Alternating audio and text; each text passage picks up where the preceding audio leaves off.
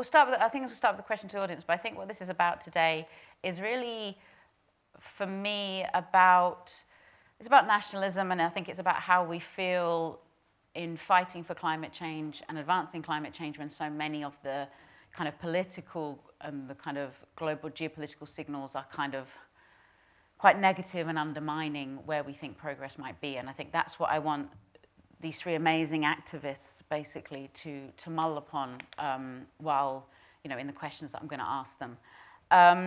So really it's about, it's how do we sort of fight for climate in an increasingly nationalist world. It's about how do we meet across kind of national but also ideological borders, I think, and boundaries. And I think when I was thinking about this, it's about climate justice for who? If you think about things like reform and you think about the nationalism agenda, that's coming from a sense of injustice and from a sense of certain parts of the population being wronged. And so how do we,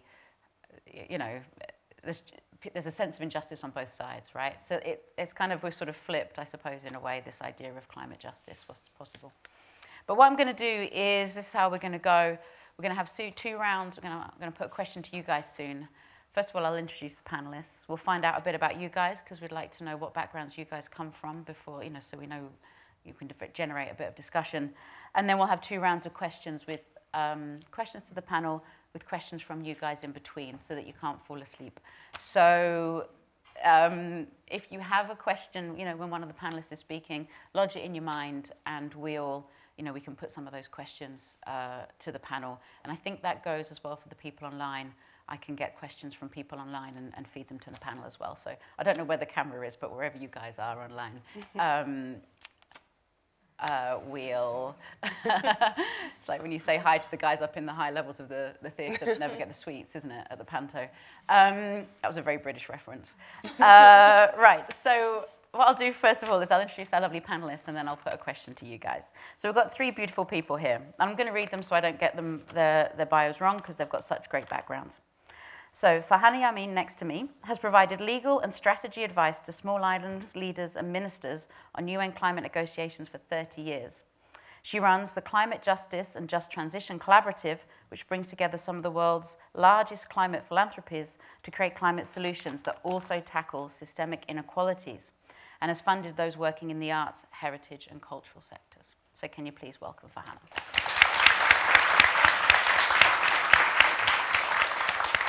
Then we've got Dominique here in the middle, a leading voice in climate justice advocacy. Dominique Palmer is she's part of the steering group for Climate Live, global youth-led concerts that harness the power of music to engage, educate, and empower. She's on the steering committee for the Youth Climate Justice Fund, an activist for Stop Rosebank, and alongside has writing projects and is advocating for slow fashion. She speaks to global leaders on climate. Please welcome Dominique. Last but not least, we've got Jeevan. Jeevan Vasagar works as climate editor at Tortoise, I always say this wrong word, Tortoise Media, who are the publishers of The Observer, for those of us who don't know. He's a former Financial Times correspondent in Singapore and a former Nairobi correspondent for The Guardian. His book, Lion City, was published in 2021, and he's currently writing a new book about flooding and the power dynamics around flooding. So please welcome Jeevan. Right. We wanted to start, I know everybody just wants to come and listen and not have to get involved, but we wanted to, I know how many of you are students? Hand up, students? Yeah, we know what you're like. You just want to sit at the back. But we wanted to start with a question. I know everybody hasn't had time to get warmed up, but we wondered, since this is about action and action on climate, what kind of climate action you guys were involved in? What's your relation to climate change, and are there any, are you working for organizations? Are you involved with any climate action that you'd want to share with the rest of us? So hands up if you are. Yeah, go for it. You're there. Black t-shirt, 3rd row down. Hang on. Wait for the mic there. Oh, and introduce yourself would be nice as well. I'm Gabriella, and I'm part of the London Climate Choir. Amazing. So we also did something on Rosebank recently. Yeah. One of the biggest actions we had was we had like a flash mob in the Science Museum, because they were very toxic sponsors of like BP and Shell. And with some of that action, they dropped one of their toxic sponsors. So that was good. Amazing. But it's a nice form of like I don't know, peaceful protest that really, you know, harmonizes everyone's voices together. So it's nice. Quite literally. Yeah. What do you sing? Like, do you sing climate songs? Yeah, so some of them are like using the melody of other songs. We've got like a couple of new ones that we've created. There was all like 4 or 5 part harmony ones. The man section is always a bit weak, but what can you do? Well, you could recruit here. Yeah, we're looking for tenors and basses. Yeah. Okay. Amazing, that's excellent. Thank you. And I never knew that even existed. Great, thank you. A lady down here at the front in the blue shirt. Yes, I want. Hang on a second, please wait for the mic, just for the people online, so they catch up. Sorry, and it's hard to run quietly down those stairs, so you sort of have to run slowly. Thank you, Laura. I wasn't going to speak, but I'm a Quaker, and I'm a member of the Quaker Support for Climate Action group, and I have just nominated the Climate Choir for the Quaker Truth and Integrity Award in Public Life for 2025. Amazing. Because I think nobody could deserve it more than they do. Amazing.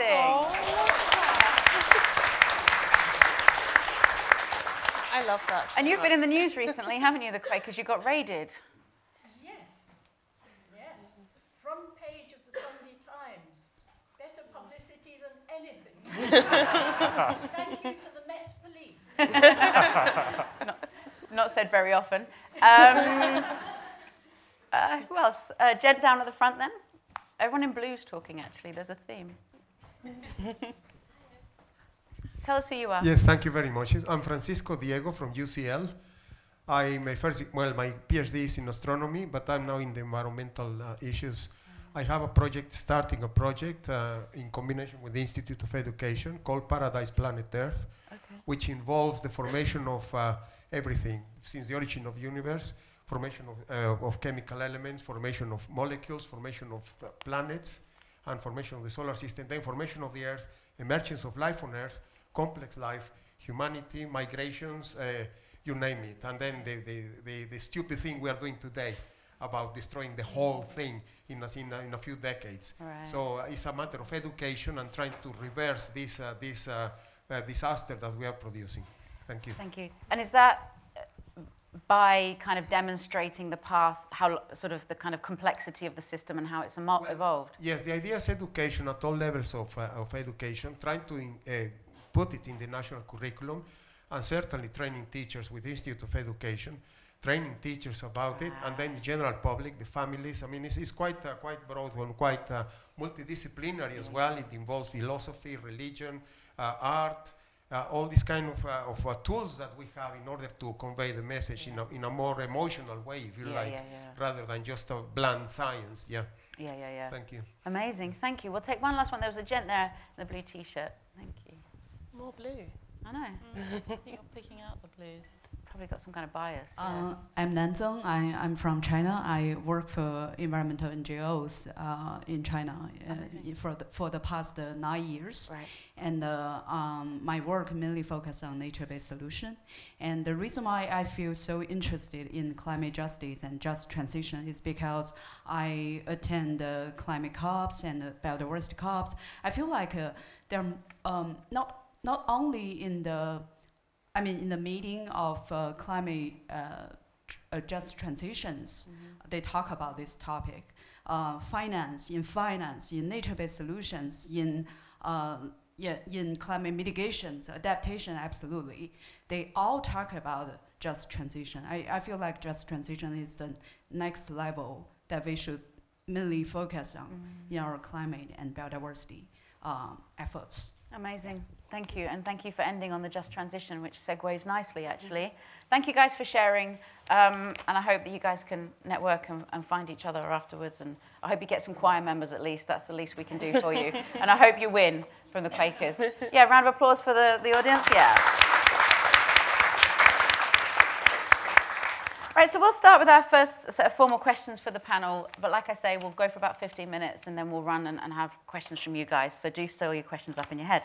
So we're going to start with you, Farhana. And actually, we've just talked about the COPs. You've been at the COPs a long time. You've been a key player in the COPs. We hear about them. They're on the news. It's going to be in Belém this year in Brazil. what are they about? I suppose most people in this room probably have a sense of the COPs. We've got quiet. Hands up who doesn't have a sense of the COPs. Yeah, I reckon. Oh, one or two. Okay, so maybe explain a little bit about what they are. But I think it's good about, because sometimes you hear some negative press about them, you know, especially in Baku and everything. I think it'd be good to hear where you think their biggest value is in driving climate action.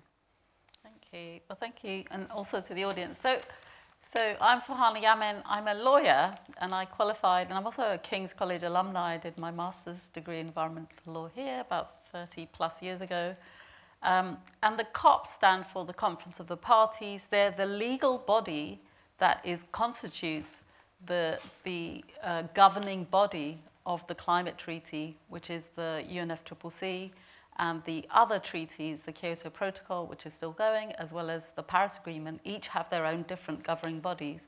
And when one country leaves membership of, say, the Paris Agreement, then those three bodies no longer have the same membership. So we have actually three different legal bodies, and that often confuses people. But for shorthand, we call them UN Climate Summits, or COPs for short. But really, you're looking at actually three different bodies that are meeting at different times. And my role, after qualifying as a solicitor, actually during that time, I was already an advisor to the small island states who had banded together under the acronym AOSIS, the Alliance of Small Island States. And these countries did that, and it was a precedent-setting move because before that, they were very much ignored in the UN system. They were small islands, Maldives, who I've acted for, Samoa, who I've acted for, the Marshall Islands I've acted for, Nauru. Many of them are smaller countries that don't get their share of voice. So first and foremost, what is the COP? The COP is the one place where these small countries have a voice. They don't have a G7. They don't get invited to the G20. They never used to get invited to anything. The only two places in the world that they have representation is the UN General Assembly and legal bodies such as, for example, the COP. And it's the COP that is, and their agency primarily supported by civil society, supported by scientists, that has given you the backbone and the core commitments that you now know as targets and timetables. That's what they were called under Kyoto. That was too strong for certain countries, so they got eventually weakened to what is really a kind of a pledge and review system, which is the Paris Agreement, and they're called the nationally determined commitments, and we're now more or less in a 5-year cycle. So the COPs are very, very important for generating a body of rules and generating transparency around the achievement and compliance with those rules.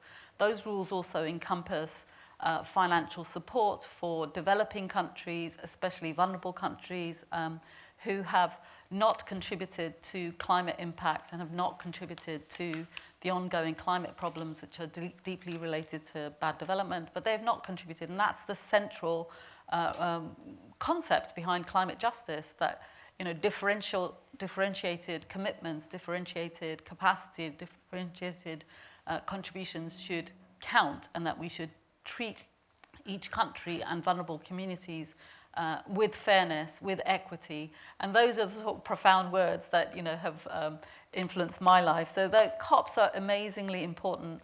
I have to say, this year is the 30th anniversary of COP1, which took place in Berlin. It was actually in April, which is only last month.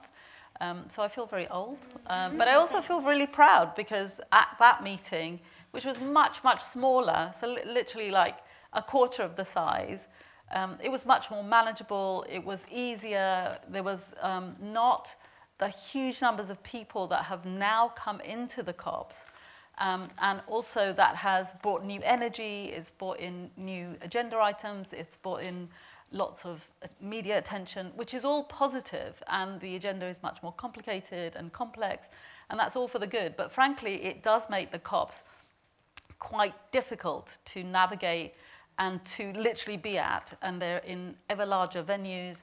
And of course, over time, the dominance of the fossil fuel industries has been really, really marked and has increased over time. They were always there, actually. This is not true that they weren't there before. They're just there in vast numbers, very openly, very blatantly. You know, the gloves are off, basically. And so I think that I hope I've forgotten to look at the time, but the COPs are, I think, That's my job. remain really, really important for international accountability, for transparency, for dealing with issues, frankly, that richer countries and the fossil fuel lobbies would rather not have dealt with at all. So whether it's climate finance, whether it's loss and damage, whether it's adaptation, whether it's resilience, whether it's legally binding targets and timetables, whether it's compliance, no country, rich country, has proposed any of those. They've all come on the back of proposals and real advocacy and diplomacy by the world's vulnerable countries and the world's developing countries, and over time they've forged alliances with progressive countries such as the UK, and you know, I know you were very much part of that, but yeah, so the COPs remain really important, although even I'm tiring of this one. And I guess like I made a choice this time. It was very unusual for me, but I didn't go to Baku, and that's the first COP that I've missed, you know, out of choice. So I have missed a couple of others, but I've also had 4 children along the way, so you know there were some absences for that. But this COP that just happened, you know, it was coming on the back of a Trump win, and I felt very despondent at that moment, and I didn't want to be there, you know, despite the huge efforts that were being made by groups on just transition, despite the huge advocacy that is being made to make sure the voices of the vulnerable are at the table, and you know, it just felt like my heart would break too much. And also, the weather and the food was really not great. So just like, okay, no, I'm not going there. The food was really bad. The food was really bad. Unlike Belém, which will be much nicer. Not that people go because of the destination, guys. No, they do go because every time the COP is in a hot country, everyone wants to go even more. Come on, Yeah, we're not fools, are we, in the climate space? Exactly. Let's move to Dominique, because I think we've got this. Yeah, you spoke about being tired, your heart being broken, like the energy and the kind of life force you expend in this fight. So let's go to someone maybe at the start of this fight, kind of from the youth kind of advocacy space. So what have been the biggest wins for youth activism on climate change in recent years, would you say? What are your big wins? And what are the barriers that you've got in your sights? What are the kind of objectives that you guys have? As you think, if you can speak as a group, or maybe you can speak as a faction, that'd be really good to know. Thank you. That's a great question. Thank you, everyone, for being here. I've known Farhana a while now, and just hearing you talk about the COPs, I'm someone who has now gotten quite tired of them and also chose to miss out on one. So I think it's also important that while they have their importance, we also look at the wins and achievements that we have kind of out of these conference spaces, and that so much incredible work is being done all year round, and that truly mobilizes and creates so much change, not just within conference spaces. So some of the wins that we've had lately within the youth movement, and this is quite intergenerational as well, as people of all ages have been involved in this win, but the Rosebank court case. So Rosebank is the largest undeveloped oil field off the North Sea, and if the oil was extracted, it would produce an insane amount of emissions equal to that of over 25 of the lowest income countries. So it would have a massive impact, and we don't need it. It doesn't reduce energy bills.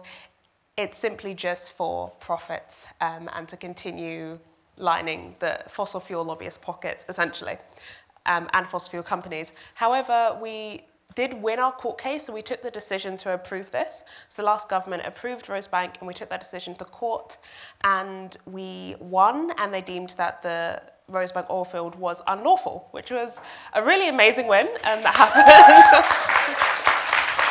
Yeah. That was a really great moment, and now we wait for the kind of final nail in the coffin when it comes to Rosebank.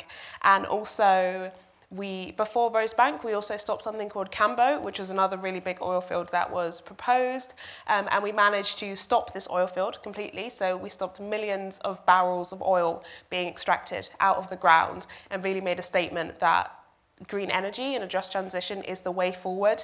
And that was from the power of a movement of people. And I think it just goes to show truly how much people power there is, especially when we come together in this collective. And that just, there's so much powerful resistance all across the world. And one thing about the youth movement, so I got started in this in about 2018, during the youth climate strikes that started after Greta Thunberg did her first strike outside of Swedish Parliament, and I kind of started Fridays for Future, so I got involved in that.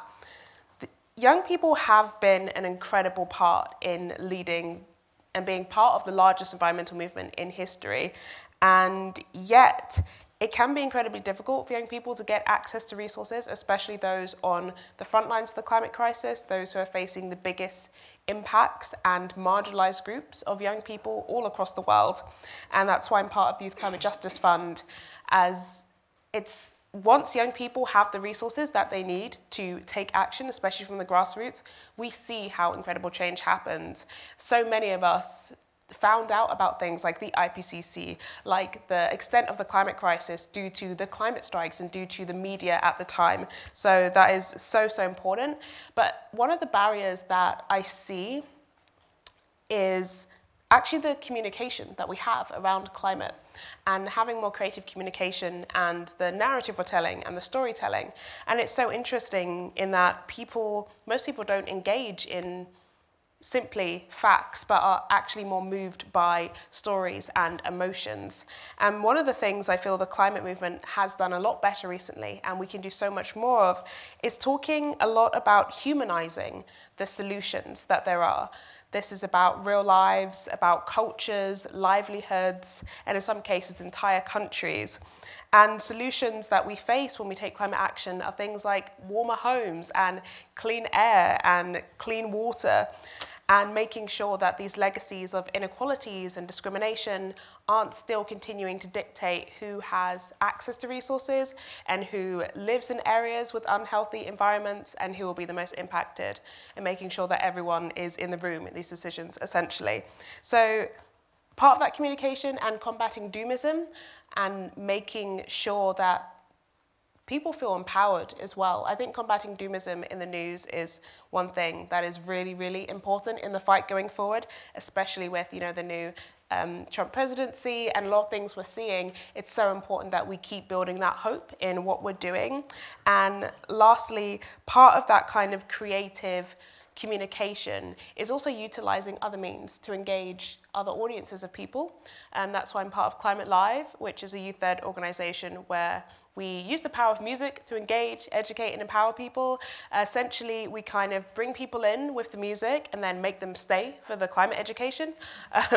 So in the UK, we bring a big pink solar-powered bus stage to UK festivals, and we have artists perform, and in between sets, we have activists speaking, and people can talk to campaigners, and we have this kind of around the world, essentially to create this cultural shift, and also make sure that companies such as fossil fuel companies are pushed out of every space, including art institutions especially, which is super, super important. So I know those were a lot of barriers that I also presented, but we have had so many wins, and I truly do still have hope in this movement, and we just need to keep driving forward and always being adaptable in changing up what we're doing. No, amazing. And I think you've actually segued quite nicely to Jeevan there in terms of, how do we get this people power? How do we shift the narrative, and what tools can we use? And and that was really going to be the question for you. There's the gap between action and levels of public concern. There's a lot we hear about climate anxiety, which I think is from that sense of powerlessness to change. Where does journalism come into this, and how can we change the way we communicate on climate? Thank you, Helen. So my name's Jeevan Varsagar. I'm an editor at Tortoise Media, who are the publishers of The Observer. Normally when I say that, about half the people in the room know what The Observer is, and the other half know what Tortoise Media is, and the two are completely separate. The Observer, for those who don't know, is a Sunday newspaper, Britain's oldest Sunday newspaper that we now publish, and Tortoise Media is the publisher of podcasts and newsletters, and the two have now come together in this beautiful marriage of old and new. I'm going to pick up, Helen, on a point that you made at the beginning, and then sort of talk a bit about kind of what I think the role of journalism is. Oh, I should say about myself, I'm also, as Helen has said, a former correspondent in Asia and in Africa, so I've seen the impacts of climate change up close. One of the things that's inspired me to do is to write a book about floods, and my book, which is out next year, is essentially about the politics of floods and how we decide who lives and who dies, which I think is a central question in this moment. So where are we? I mean, as Helen has said, we're basically at the end point of this kind of moment, the sort of liberal international order that's basically been the dominant ideology of the 1990s and maybe the first half of the 2000s. It is now clearly at an end. And that order had huge flaws, but one sort of positive was that there was some kind of consensus about taking action on climate change. And that consensus has clearly broken down. There are journalists operating all along the spectrum of politics. Where we sit is a place that basically regards that liberal ideology as a useful, valuable ideology. That's kind of roughly what we adhere to. We believe that climate change is real. We think that the world ought to be acting on it.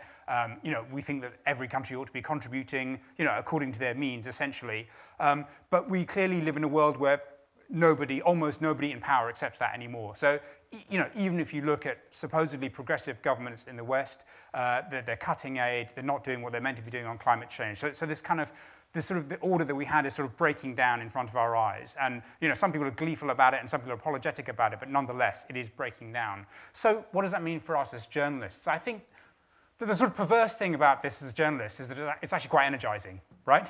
I mean, when the world is basically going to shit, journalists are like, this is an interesting story. Let's write about it. I'm constantly asked in the newsroom, like, is it hopeless? Should we just give up? And what I constantly say is there's always something worth fighting for. We should carry on doing what we've always been doing, which breaks down, I think, into three parts. Firstly, we entertain and inform, not quite in equal measure, but we try and do both of those things. So I last year, reported a podcast about decarbonising South Africa, which sounds like the most pointy-headed thing you can imagine, getting South Africa off coal.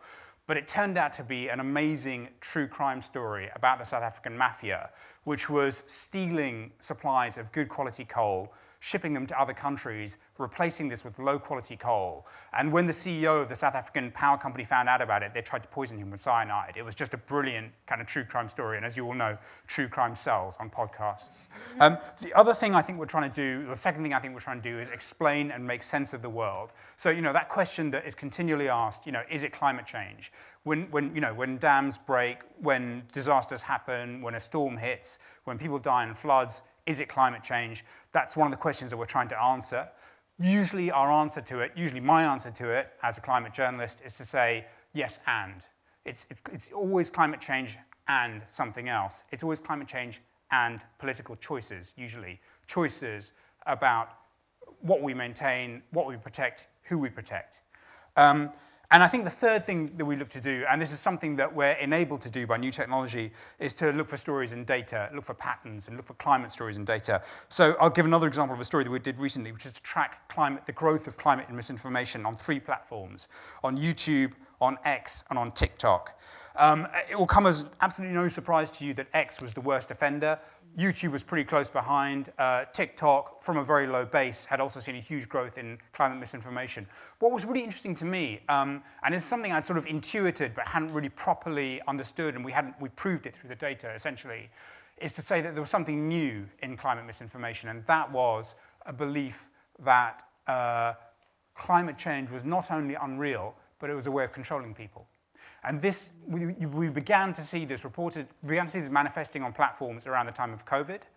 People in the audience may be aware of this, from their friends, from their own use of social media. It began as a COVID conspiracy theory, then mutated into a climate conspiracy theory, and then became the idea that basically climate change is a fraud and it's there to exert political control over people.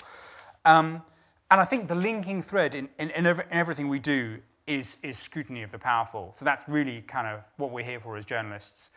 We're really here to try and hold the powerful to account.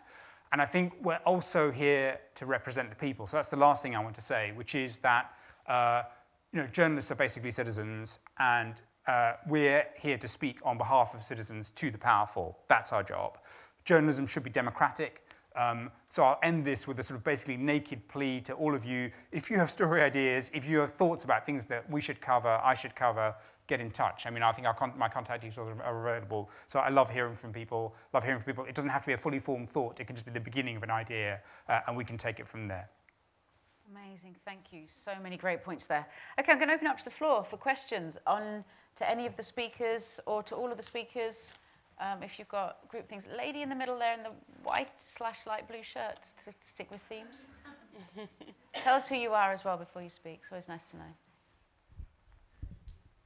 Thank you. I'm Marta. I'm from Italy. I'm here for a master's degree in sustainability management and innovation at Westminster University. I have a question for Dr. Yamin. You talked about small island developing states before. I did actually my bachelor thesis on small island developing states. And one thing that struck me was about migration. I covered the case of Kiribati, and I was really inspired by the figure of Anote Tong and how he actually took part in the COP conferences. And one thing is he developed this concept of migration with dignity. So he decided to plan the migration of the Kiribati population to Australia or New Zealand. But I didn't find enough data afterwards, because it was like, yeah, we planned about it, but it's not going very well, because also it's like just, I think 50 people, 100 people have the permission to actually move to Australia. So my question to you is if you know anything of how this plan is going and what are the steps that they took after this concept of migration with dignity. Also remembering like the juridical case of Ioane Teitiota, who was the first one who actually challenged Australia in accepting migrants, Kiribati migrants in Australia, not recognizing them also as migrants, because we don't have an actual definition about climate migrants. Yeah. Thank you. Do you want to take that straight off? It's fantastic, lovely to hear that you've been researching this, and more research, and into issues like that is so important. I don't know in detail the answer to what's happened, but Kiribati, like many of the other atoll islands, so there are 5 countries that are essentially the tops. The land is basically just the tops of their coral reefs, including the Maldives, including the Marshall Islands, Tuvalu and others. So they have all been exploring or have undertaken these strategies.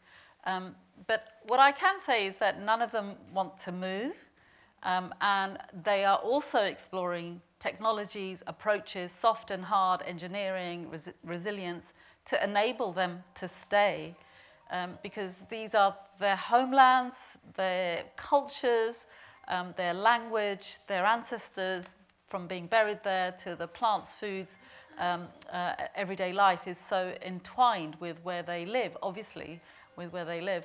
So I think that, more research is necessary, more support is necessary, and the absolute principle in international law and as a matter of morality, it is for those people to decide if and when and what level of support they need, and that is actually enshrined in the UNFCCC, the 1992 convention, and that is one of the reasons why some of the articles that we've already got covered in there have been diluted and diminished. For there's Article 4.4, which says developed countries shall meet costs of adaptation. It missed out the word "the," right? So if you read it, it doesn't say, yes, it's a very important omission, deliberate omission. It was omitted. So what are costs of adaptation? They're not the costs, all of the costs, they're some of the costs. And after that, they've also been trying to get loss and damage and, the issue of displacement, onto the agenda and now funded.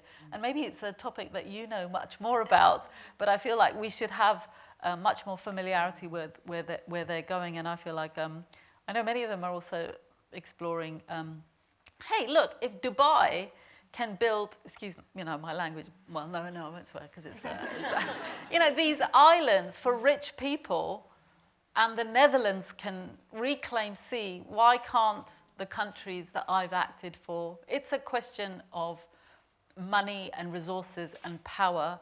If China can make islands in the Pacific Oceans from scratch, there is no way that islands can, should or need to become uninhabitable. So it's again a question of power and who gets to decide when something is becoming uninhabitable. And that shouldn't be a choice that's left in the hand of the powerful, but those whose lands they are and whose ability to live there is being diminished through no fault of their own. And that's what climate justice is all about. So, yeah. No, really great question, really great response, actually. Any other questions? Okay, lady there, the green shirt.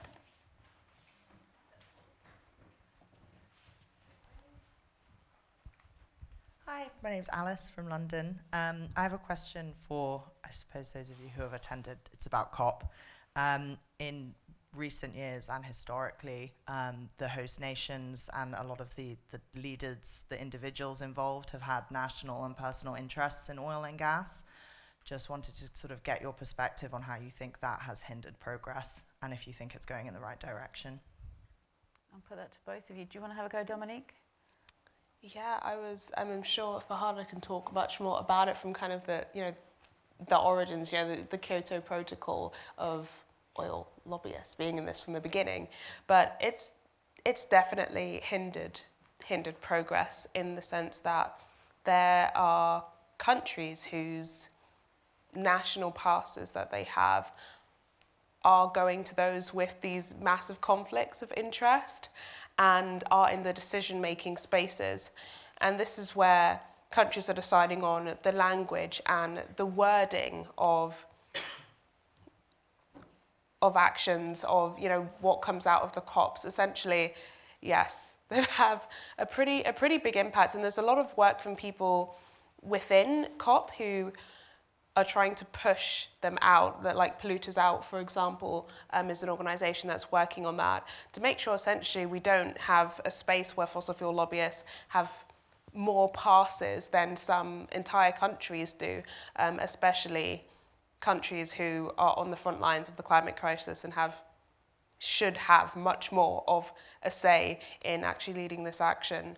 And it's a big, one of the things that a lot of people are kind of comparing it to is how like tobacco and the tobacco industry, for example, used to be very prominent in health conferences and in health organizations. And then it got to a point where everyone agreed that this is clearly a massive conflict of interest, they shouldn't be here.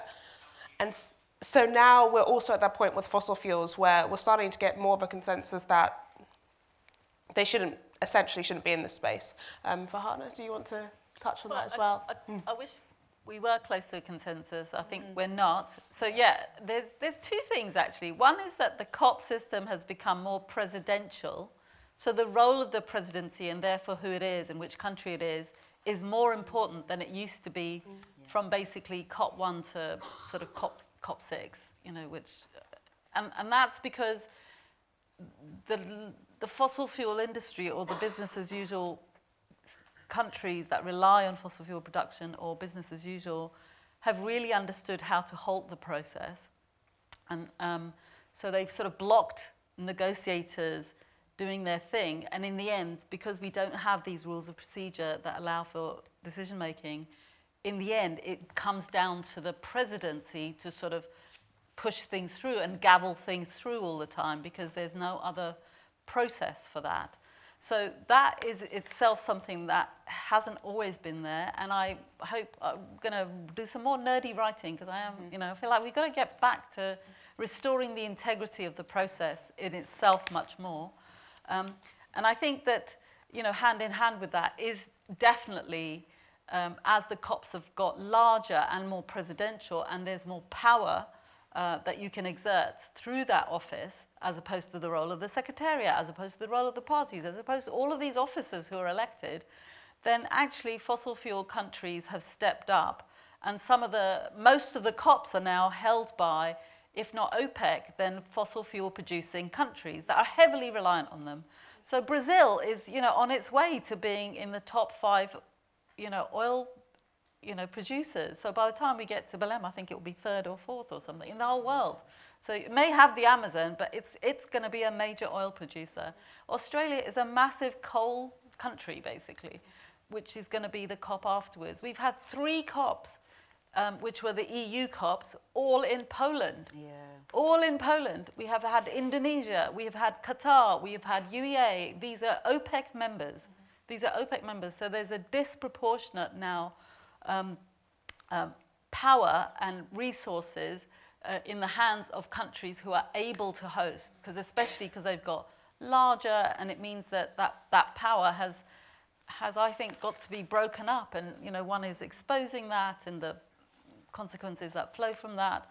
And others are more radical, like, as I said at the beginning, and I hope there's lots of more time for questions. But, another one is actually not having these COPs in such a large and a rotating place. The biodiversity COP is every 2 years now. We could have the COPs, they're supposed to be in the host country, which is Germany, right? And if they were more, if the other elements to do with networking, the trade part, the meeting everyone from across the world, because they are a fabulous place for movement building, actually. So I love that part about them. That's why I also go, and we've met and done amazing things there. But actually those functions, which are totally legitimate, could be done in other places in other ways, which are also then nicer, frankly, because now everyone is miserable, and it's, I think, the dynamics are not good, but it requires a super, so maybe there's some stories that we can feed you, Definitely. Jivan, because Right nerdy things like that don't get, media coverage, it's like changing the process doesn't get media coverage. Exactly. Also, there are. But just criticizing it does. Do you have something you write notes on there? Is that for the next story? Or the only thing I was going to add was, I think one thing that is really important and often missed is that in terms of fossil fuel production, I think the importance of the oil majors is actually declining compared to the importance of national operating companies, like Petronas, like Brazil's oil production company, like Mexico's oil production company. And their role, journalism, I think, should do more to highlight their role, which is often a blocking role. Yeah, exactly. And I think that's it. I mean, that was going to be my question to you, is how do you, if everyone's seeing it, everyone's feeling it, how do you then save the COPs, I think there was a fantastic question.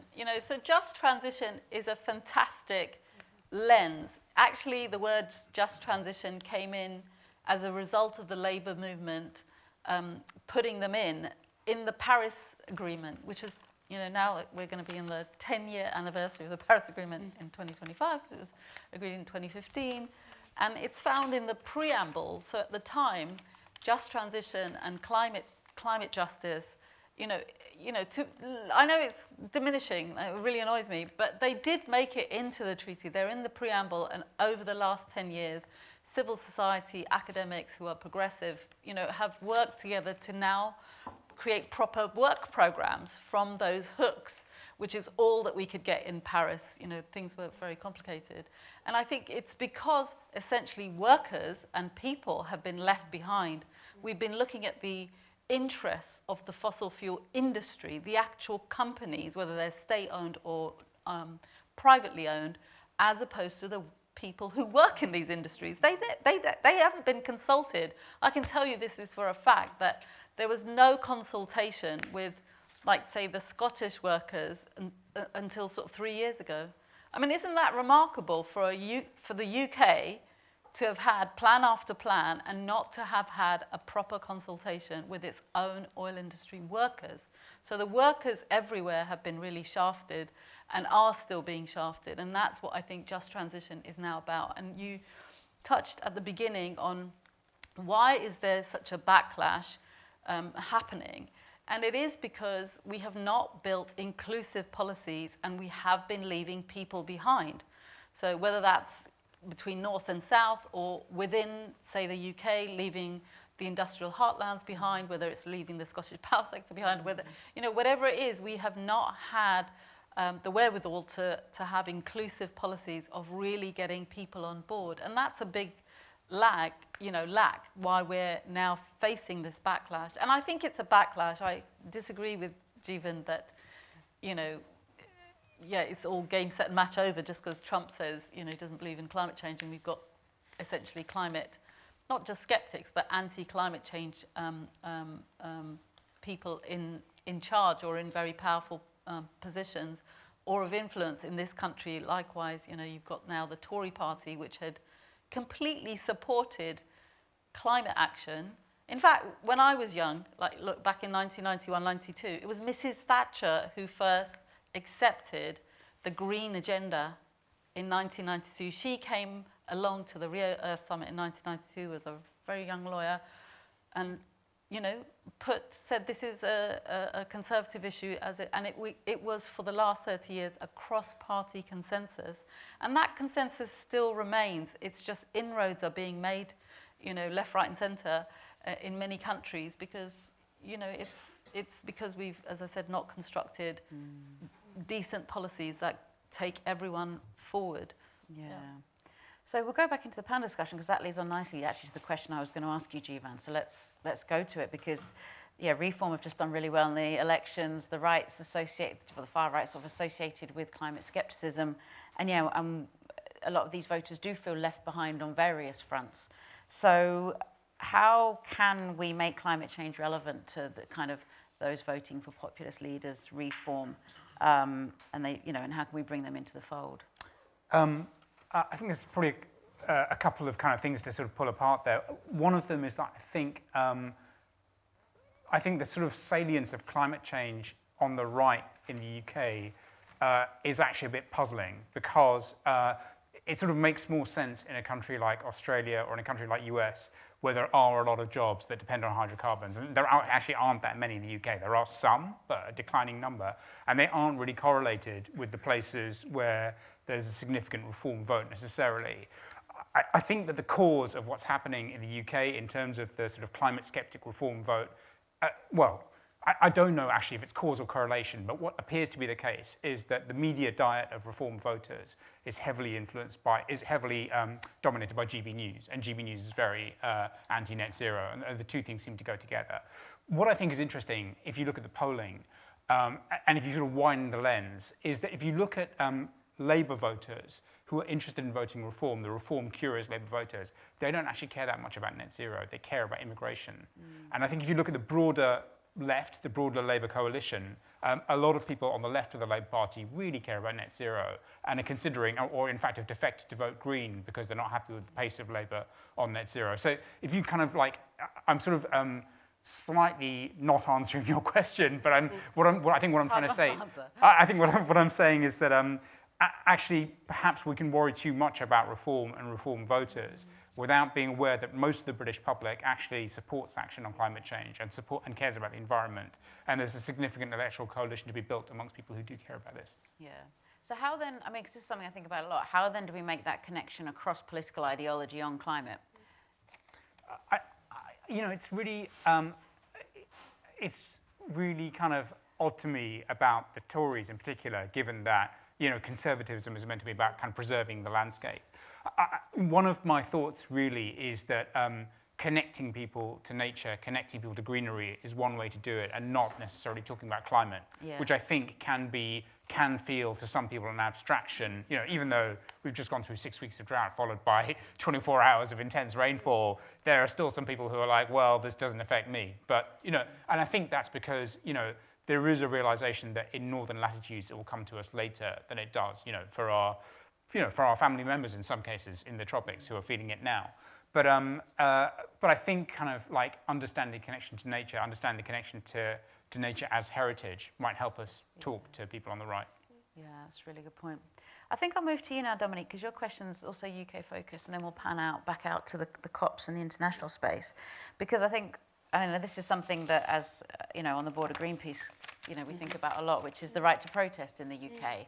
And if we don't have the right to protest, we don't have the right to hold government account to their lack of, you know, action on climate change. So I was just wondering, how has it impacted the youth movement, your ability to work, and how do you think we can fight back? That's a really good question. I think it has impacted the youth movement, but also the climate movement in general.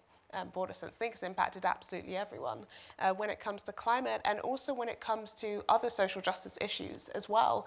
It's at the heart of it, you know, climate activism has been leading this, essentially. That's been a real focus of these new, like, clamps down on protest. However, it's also, we have to remember that protest it's a human right that we have, and everyone has the right to protest, and that being eroded kind of before our eyes is quite scary, especially peaceful protests. And I think when it comes to climate activism, for example, I feel like in the media a lot as well, there's been a lot of demonization of climate activism and more focus on kind of sensationalizing activists and stories rather than the focus on what they're actually talking about and how that impacts all of us. And some of these messages as well are very common sense messages. Things like, we want a livable and thriving future. We want warmer homes. We want our rivers to not be polluted with sewage by water companies. Like, they're things that so many people can connect on. And that's one thing I find the most frustrating, is that message kind of being taken out of it to seem like all climate activists are pushing forward so much incredible, like, radical policies that could never happen. And yes, we need radical transformation, but also there are a lot of things being pushed for that aren't that radical at all. In fact, it's common sense for the earth that we live on. But to get back to your question, I think one of the ways we can tackle this is, again, continuing to speak about it, because a lot of people don't know this is happening, continuing to raise our voices on this. There are protests that do happen. And also talking to our MPs about it, because MPs essentially are there to represent the people, and they do care about getting re-elected. And when we kind of mobilize a lot of people into placing pressure on an MP, for example, and making them feel like this is a big voter issue that is cared about, that's when things start to turn a little bit. And I know that many people are tired of kind of signing petitions and emailing, but they also do have a pretty important part in that, especially in getting debates into Parliament, etc. And I think every little thing we can do to make sure that laws do not continue to criminalize protests is just so important. No, really good actual concrete things we can do there. Keep on protesting, I think, is the other one, right? So I think just to add that, so some of you may know that, well, after sort of 2018, when we'd got Paris on the books, I felt like my role to advance climate action was better served breaking the law than trying to make the law or litigate my way. And I joined Extinction Rebellion. I was the lead coordinator of its political strategy. And where we are now, why is the criminal system being so weaponized against protests, in particular for climate, is because the fossil fuel industry and business as usual laggards attached to it. So it includes people in finance, it includes all of the professionals who are supporting that status quo.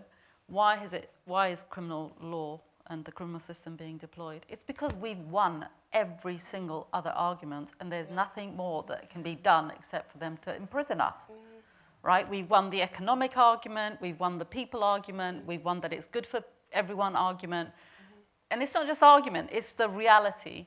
So, you know, renewables are cheaper and better. You know, mobility is better when you subsidize public transport and improve public transport in other ways, you know, better than cars. That's the stuff that, you know, warmer homes result from energy efficiency. Some very boring things, actually. So we've won all of those arguments, and the real economy is moving that way, and it's inevitable that it will move that way. It is an inevitability that cannot be stopped. Yeah. And so the reason why the criminal system in general, and it happens in other issues and over time, if you look at history and so how social movements work, repression is the only way. So that's not to say we should take comfort from it or, you know, sorry, I've knocked my mic off. It's just remembering where we are, and not getting too down about it, because at least you expect it. We should expect that. It's not to say we shouldn't resist it. And it goes to what all of you will do after you've left this hall, is, you know, to get engaged or support those people who are still either facing prison, in prison, or want to go to prison. So, you know, much as it is very tempting, and I've done it myself, to say, oh, they shouldn't have really done that action, that's a really silly action, that's really lost us lots of support. In the end, these are very brave people taking huge risks in their own professional lives, risking their mental, physical, financial careers to do something that needs to be done at this point, which is resistance. So, yeah, I just wanted to say that. And it's so sad also, look, listen, that this government, which we had thought would be progressive and very pro-climate, is intimidated and is very weak about upholding, you know, some of those rights. And that is really gutting for me as a lawyer, as an international lawyer, as someone who's familiar with human rights law. And democracy relies on and is based on protest. You know, who got us the vote? Who got women the vote? Who got, you know, anti-racist policies and on board? Who got trade unions? You know, from trade unions to workers' rights to health to sexual discrimination, it has all been as a result of direct action and protests. So those go hand in hand with a thriving democracy. Sorry for the long sort of speech, but I really feel, you know, people need to, more than any other time in history right now, is to step up, even more than on climate action, is to just defend and support The right to protest. the right to protest and the right to resist, basically, what is being done, whoever is doing it. But I love that what you said in intimidation, like the next step is repression.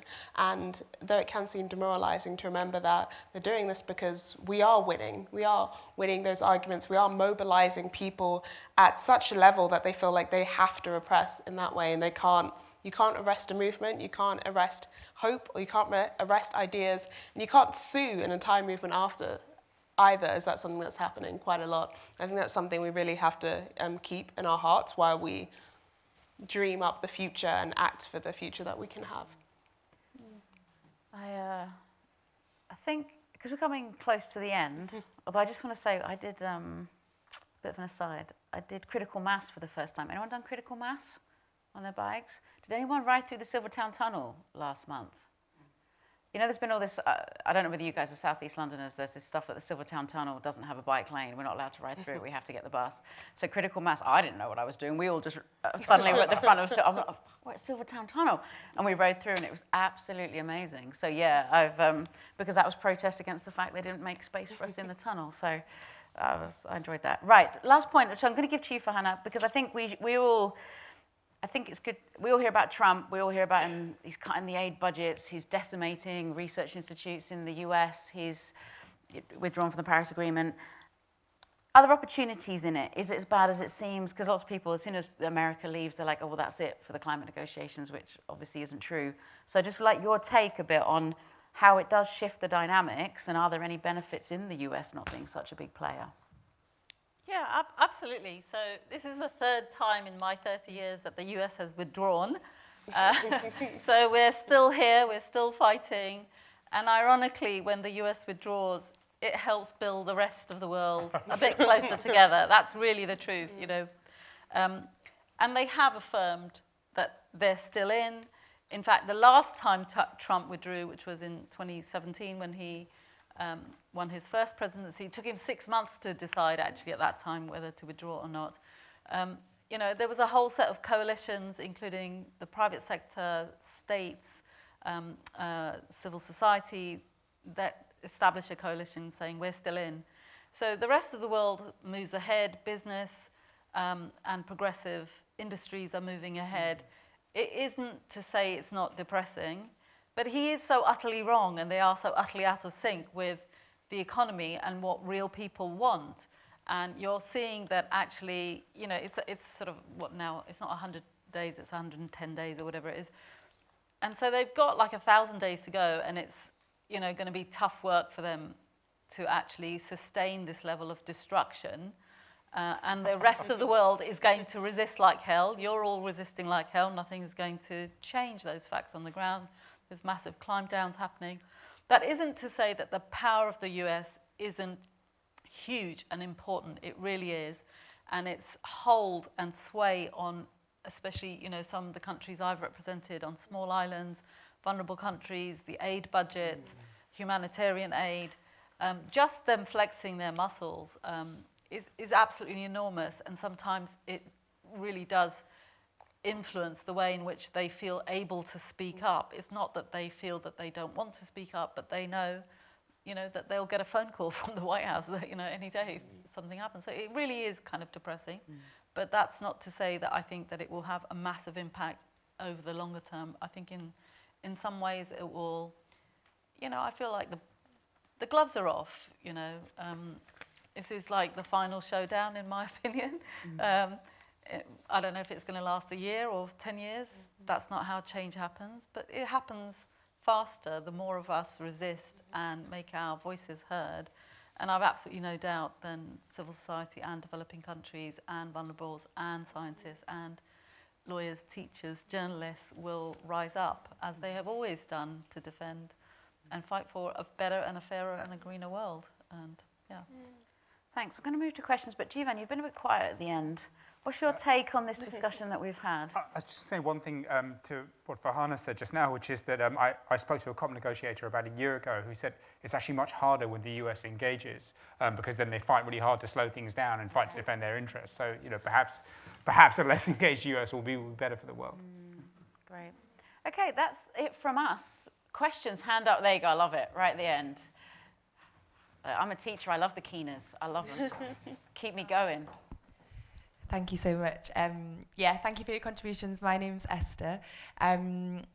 So yeah, I was wondering what your thoughts were on more specifically, and I know Farhana mentioned it a bit, but like criticizing the economic models and like the growth hegemony that exists, especially Jivan, you know, you have tortoise.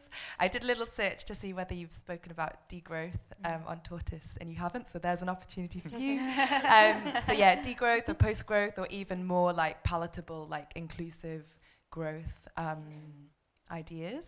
For people that don't know about degrowth, so I guess it's like it's a paradigm, it's a movement, and there's scholars and there's activists, but it's specifically thinking about how can we equitably do like a planned reduction of consumption and extraction and production, but specifically in the global north to free up ecological space in the global south. So to kind of address this unequal exchange and to specifically look at colonial capitalism.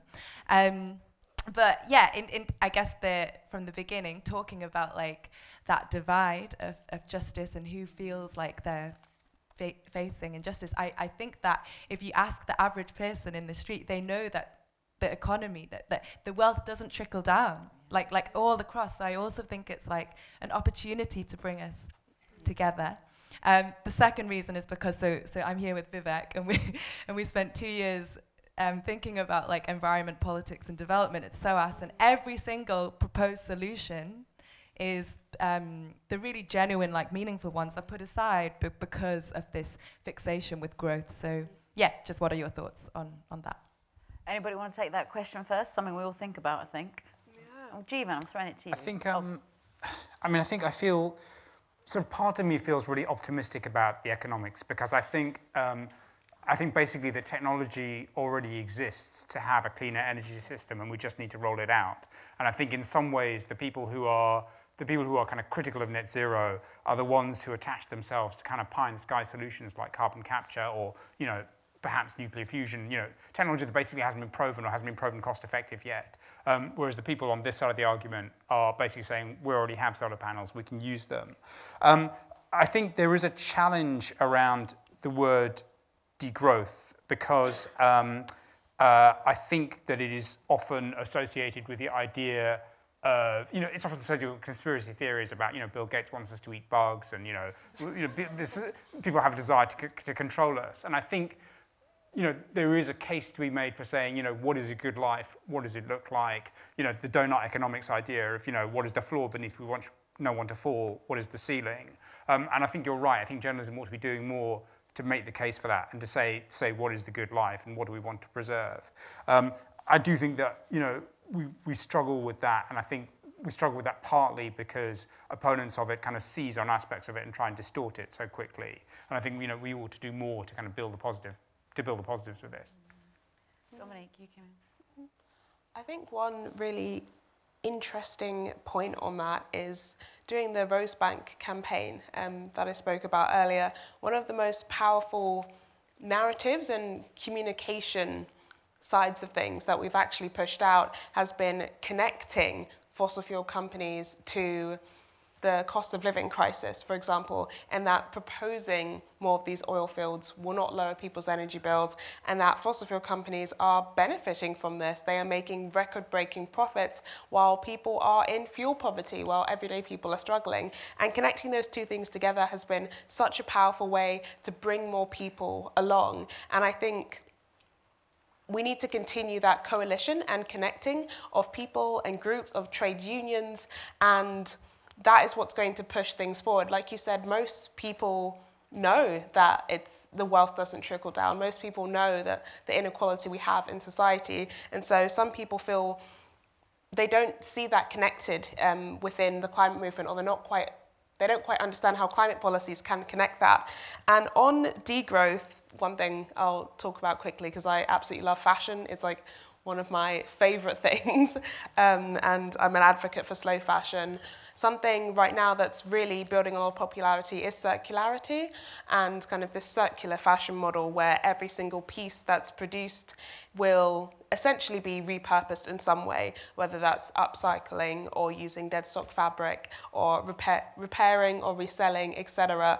And that's becoming immensely popular to the point where fast fashion companies whose entire business model is based on constant consumption and insane amounts of waste every single year, they're going to be left behind in this new kind of circularity revolution that's happening. And we do have far to go in that, but I do believe that people deciding where they put their money and people holding these businesses to account is really helpful. And we're starting to see more lawmakers and lawyers actually come together to try and put that legislation there to kind of ensure that, I guess, ecocide essentially is a law. And I do think that things like that will really help when it comes to degrowth and really bit by bit in each industry shifting towards a model that's actually sustainable for the planet. Well, didn't Vintage just overtake all the other shops in France or something? Wasn't that a headline? Yeah, it was. Things like eBay also doing incredibly well. It's really building, and people are also kind of seeing behind the rose-coloured lens of fast fashion and the people behind that as well. Yeah, amazing. Vanna? Yeah, I mean, never underestimate how incompetent the other side is, actually. So the whole tariff thing is, in a way, I love it. Yeah. It's a shock, but maybe it will be a shock also to that consumption and, the fact that Amazon and others were adding the price of those tariffs. The minute that happened, Trump has had to back down because everyone would know exactly, what was happening on that. But I think you have... On degrowth, I think what we're missing is a really good label and a clear term for what the world that we really want. We don't have a sort of ism that neatly captures that. And I think degrowth on its own signals something it's against because it's a negative formulation rather than a positive one.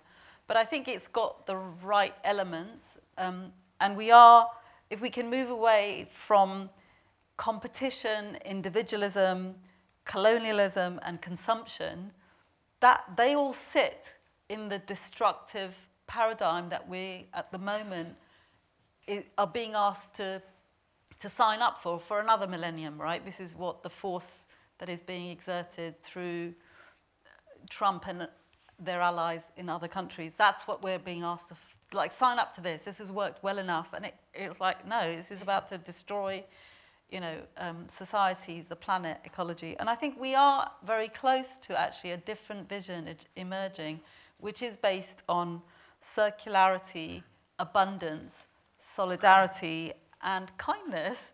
Like, people want to be nice to each other, and this idea of the neoliberal, values that underpin those is, I think, what's being exposed.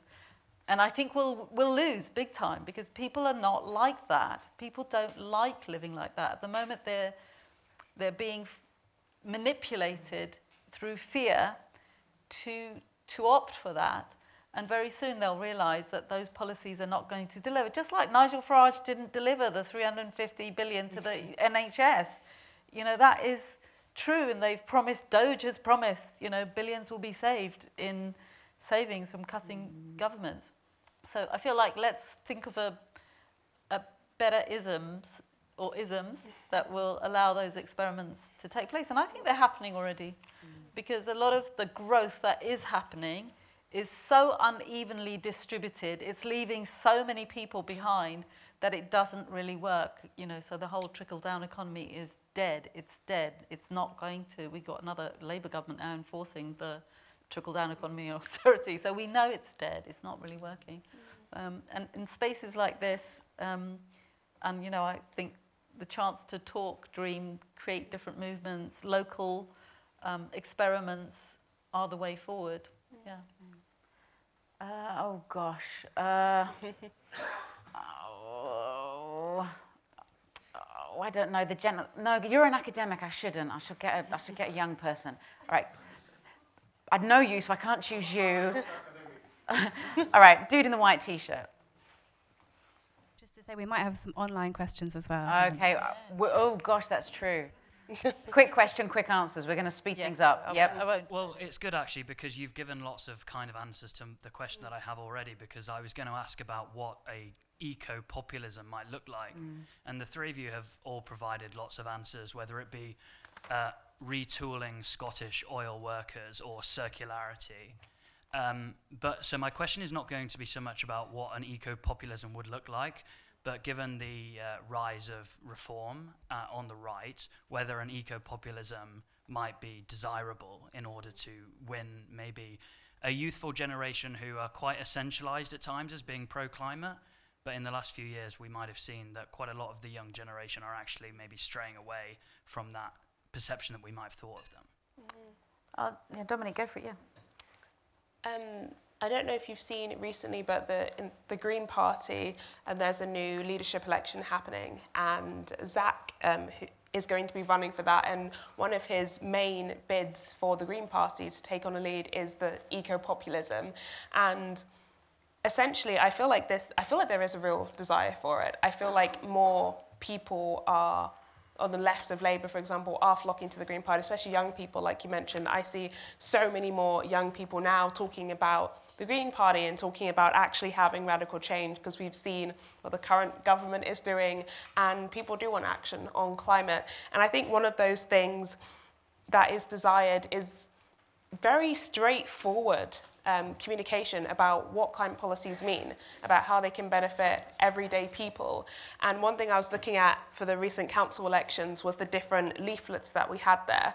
And actually, when you kind of looked at it in real detail, the best one, unfortunately, in our area in Bristol was actually Reform, because they detailed very, very clearly what exactly they were going to do. There was no jargon, and they really played on people's fears and what they want. So I feel there is now a real desire for this direct action to really connect climate and social justice issues. Yeah. Just to clarify, the Reform leaflet was not one that was my personal favourite, but I saw. Well, to be fair, the one that came through my door yesterday was spot on in terms of every lie it could possibly make. Like, it promised everything. Jeevan, do you have thoughts on that? Yeah. Just the one thing that I think is really interesting about the populism of the right, for all the things that are terrible about it, is that it has a sense of futurism. And I'm going to say the words Elon Musk. So before he went completely nuts, he did do one thing which was really interesting, which was that he made electric cars really sexy. And he now talks in this sort of fantastical way about kind of colonizing Mars and whatever we think of that idea. it is a sort of grand dream. And I think there's something to be said, and I don't know what the answer is, but I think there's something to be said, you know, within the green movement for presenting a future that's not just saying, okay, we want clean water, you know, we want clean air, we want things that people generally think ought to happen and take for granted, but we also have this vision of the future that's really exciting and compelling. And it is there, I think, to be made, but you know, we need to hear that made more clearly and, you know, articulated. I've forgotten the name of the person, but people are articulating that we've lost our common imagination, we've lost our ability to have a social imagination and imagine a better future. Yeah, exactly. Okay, is there, I'm going to take 10 minutes because we started a bit late, but feel free to leave if you have. The online people. Yeah. We've had some questions online, 3 quite different ones. The first question was, do you think a new COP alternative will be created?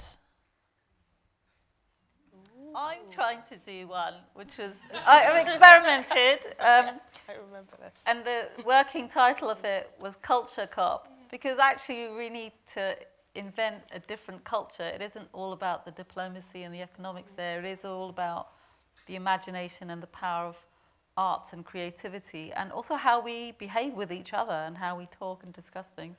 So yes, watch this space. And I think it will be based much more on models of holacracy and sociocracy and citizens' assemblies of some kind. So I think the old democracy, representative democracy, which emerged from the French Revolution, which is now, whatever, the 300 years old nearly, is kind of dead. And we're seeing that now, like how distorted our political system can be. So yeah, yes, ideas. Just to add, Helen, I think you'll know better than me, I think, but I think, didn't the UK, as the COP host, make an effort to reinvent COP diplomacy, where they didn't just say everyone has to agree on everything. We will have groups of countries that try to form agreements around specific goals like deforestation. I mean, I do think that was a good idea in terms of trying to rethink the diplomacy of COP. From what I can tell, it didn't work, but it was, you know, it was an effort to redo the architecture of COP. Yeah, I would say it was outside of COP. I think it was making the assertion that you don't need every country in the world to agree on every single thing. If you're a coal-producing country or a forest-heavy country, you have a certain set of interests. So yeah, I don't think it was trying to shape the architecture, but it's saying that actually we can make movement quicker with a coalition of people who are interested in this. Yeah, you're right, that's what they did. And this is what lies behind things like the Just Energy Transition Partnerships, which, and I don't know if those have worked, and I think possibly the reason they haven't worked is because they required a lot of money to make them work, and that money hasn't been forthcoming. But, you know, there are models for doing this in different ways. Well, then you come back to polycentric governance and, you know, the fact that COP in Paris became a more polycentric way of working, but we haven't got time to get into that. Next question. So next question is sort of more of a comment, but be interesting to hear your thoughts on. It says that states under the Paris Agreement should be encouraged to adhere to their obligations under the agreement, especially developing countries. They should adhere to their nationally determined contributions by providing necessary mechanisms to achieve their net zero goals. Courts can also help by liberalising locus standing so that more citizens can have access to the court for the purpose of litigating climate matters and get climate justice. I don't know if anyone has any thoughts or responses to More of a comment than a question, as they acknowledged, which is very academic. I mean, just to go back to the point that I made earlier, I think these are often money questions, and the reasons that developing countries in particular can't fulfill NDCs is because it's really expensive for them to do so. You know, these aren't huge sums of money in terms of the amounts of money the rich countries have at their disposal, but they are if you're heavily indebted poor countries, basically. So, I mean, you know, money is generally the solution to this problem. And the richer countries were supposed to provide financial resources and mobilize support to enable developing countries, and they've been tardy and inconsistent and have not complied with their financial obligations. And that's getting more difficult all the time. And then that's tied up into all the debates around debt, isn't it? And kind of debt relief, as well as, you know, giving the money for adaptation, as well as stop taking the money through And that's debt. what's worse, actually, is like, actually, you know, if you're from Pakistan, India, you know, another developing, you are in touch with what's going on here. They read the news here too about what's going on, and so they see the backpedaling and they see the lack of support for progressive ratcheting up. We're supposed to be going faster in the richest leading countries like the UK, and instead we've slowed down and gone backwards. So that's and that's intentional, you know, to slow progress down. Yeah. Was there one more question we'll close on? Last one. Which careers and jobs should young people be looking to get into in order to support climate justice? An excellent question. Right. Who wants to start on that one? I'll start. Go on then. That is a really good question, and one I get asked a lot more recently as a lot of young people who are, looking to get green jobs, essentially. One of the things I would say is that there's such a range of jobs when it comes to the just transition that every part of society will be impacted. So there are jobs focusing on this just transition in art, in music, in renewable energy itself, in advertising. There's a really big advertising movement that is trying to move fossil fuels out of advertising. There's so much going on, so I think really finding what you're drawn to already, what skills you have, and what brings you joy, the intersection of that, and see what jobs there are available there. And one thing I would quickly say as well, there are some kind of cool people online who do post different job opportunities that I do reshare a lot. If you want to check that out on LinkedIn, I just repost everything. Like Green Jobs Board, for example, they're really cool. Thank you for Hannah. And any job can also be not any job, but a lot of jobs can also be green jobs. So finding out what you can do where you are. And a quick shout out to any NGOs and organizations who want to get more young people involved and people who want to shift careers. Please do move away from free unpaid internships, as this really pushes out people from lower income backgrounds, and it means that this climate and sustainability is one of the least diverse. So please stop doing that. That would be really great. Same with boardrooms as well. Jeevan? I'm not sure that someone who writes books for a living is qualified to give career advice to anybody. Were you making it, or do you have a really rich wife? I'm somehow making it work. I think that because I'm writing a book about water, I'm obsessed with water and how we're going to manage the water molecule in the next 30 years. So I think the one thing that we really need more of is people who are thinking about water, whether that's engineers or landscape architects, and thinking about how we adapt. So I have 4 children going from 30 to 17, and I'm really impressed by the younger 2 at the moment have rejected the traditional kind of uni model. And I think there's a real question mark about the skills that we need to thrive and support the rest of the world and planet thriving too are being taught in universities, and the traditional model of doing a degree and then doing a second degree, usually a master's, is the right way to create that world. And I think probably not, so I hope it's okay. But one of my children has stopped uni and is becoming a flower farmer and is doing a horticultural course. And I feel more and more making is important, because especially in the UK, but also the sort of Western economy became very obsessed with making money and quick bucks actually from intangibles.